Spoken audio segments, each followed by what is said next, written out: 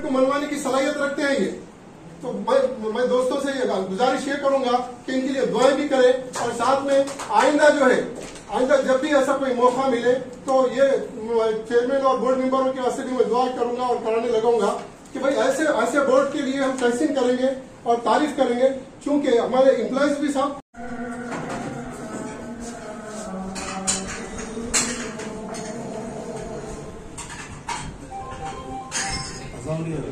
एजाज है, ये हमारे लिए बहुत एजाज है। और मैं तो ये चाहूंगा मेरे एम्प्लॉयज की, मैं बाइसियत सदर यूनियन का मैं जो है मैं चाहूंगा कि चेयरमैन साहब मजीद और एक टर्म के वास्ते भी सेटिस्फेक्शन हो, क्योंकि हमारे बोर्ड के पीरियड में मेंबर्स का भी ताउन रहा, सबका ताउन रहा, किसी पे एक पे नकता चुनी नहीं कर सकते, क्योंकि बोर्ड में तो डिसीजन लेने का बोर्ड पूरा था, सीईओ भी थे। और हमारे कासिम साहब के पीरियड में जितना 5 साल में नहीं हुआ, इनके पीरियड में बहुत काम हुआ। ये करे हम लोग और बहुत फैला है, मतलब बड़ी बात तो नहीं है।